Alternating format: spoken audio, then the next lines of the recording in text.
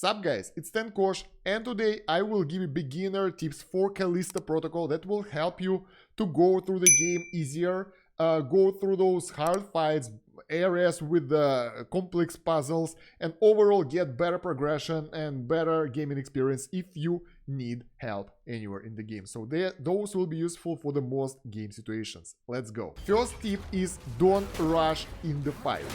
You need to take your time to properly counterattack the enemy. If you will just rush and go on with like mashing button, attack button all the time, you will be in trouble because you will lose a lot of health during those fights and you will need way more healing after the fight. So if you counterattack the enemy and learn the dodge mechanics properly, get those combos out, you should do better during the fights and get more results afterwards. Next tip is explore the areas around you. If you are rushing forward only for the story, it's okay, but you might end up weaker than you're supposed to be, because as you explore the areas around you, you will find more loot, you will find more of those health potions, ammo, and that kind of stuff that will help you along the way.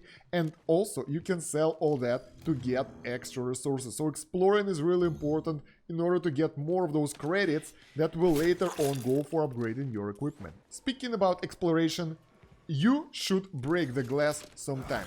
I found it way too late into the game that you can actually attack with a melee attack on some glass walls and the glass doors of some closets or whatever, and you can go to the areas that are, you know, closed otherwise. So you can find extra loot over there, you can find extra supplies over there like ammo and health potions, healing things, and yeah, just attack those with your normal attack and you're good. Also, if you don't know, you can open some drawers by pressing E and get some loot over there. So that's easier way of getting more loot. Since we're talking about the loot, don't carry too much loot with you. In your inventory, you have limited amount of slots for storage, and you should always try to disassemble most of the stuff that you have there when you get to the workbench.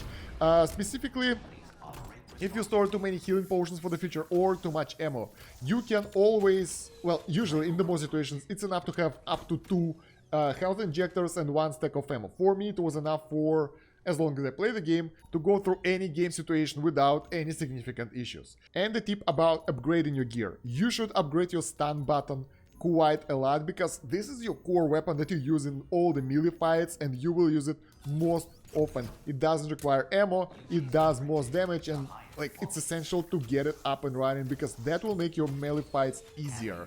Also, another idea about the upgrades: upgrade some energy for your telekinetic thingy, some regen for telekinetic thingy, and that way you can pull and push enemies easier. It will recover over time, so that will allow you to save up on those ammo and, you know, disassemble them later maybe to get more resources. Next tip is try to avoid fighting multiple enemies if possible, because when you're being swarmed by 3 or more enemies, there is a high chance that they will attack you while you're fighting one of those, because when you fight them, you get locked into the fight and you can still be damaged by ranged attacks, by the melee attacks of other guys. You will get staggered and like it will be a really bad experience for you.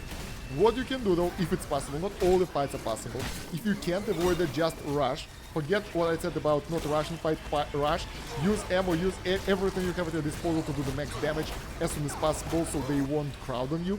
But if you can, try to kite them a little bit, avoid them, use the obstacles of the area, like for example you can vault over things and it will take longer for them to vault over, so you can fight them one by one.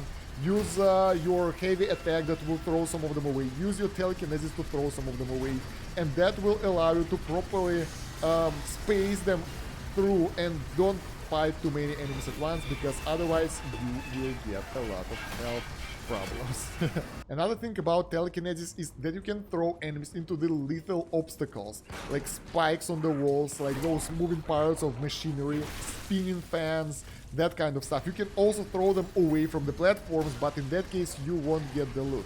So yeah, do it specifically with the stronger enemies, the tough guys who require a lot of attacks to get them, the guys who are spitting that acid on you. The tougher the enemies, the better idea it is to throw them into those one healing finishers, and that will allow you to save up on ammo on those fights. It will allow you to save up on health because you won't have to kill after that fight.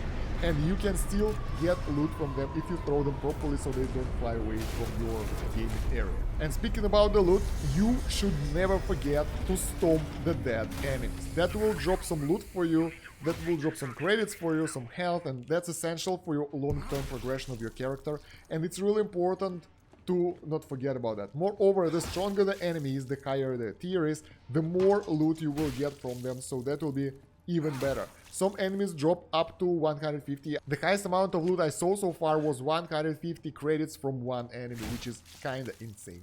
Some enemies drop healing injectors as well, that's 100, so that's a lot of resources that you can just miss, so don't do that. And another tip that might prove useful to you is managing your inventory. If you are in a situation when your inventory is full and you, for example, you found a chest with nice loot, but you're full, you should go to your inventory and throw away cheap stuff.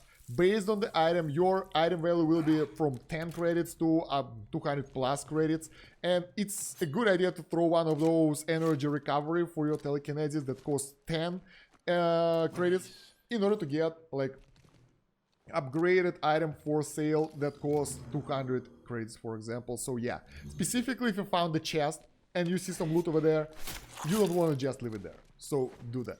And yeah guys, those are the tips that I have for you right now for Callisto Protocol. If you have your own tips that will help others, or you have any additions to those tips, you can write them down below in the comment section down below. That will help drastically to the community. And while you're going there, don't forget to like the video so YouTube algorithm will pick it up and promote to more people.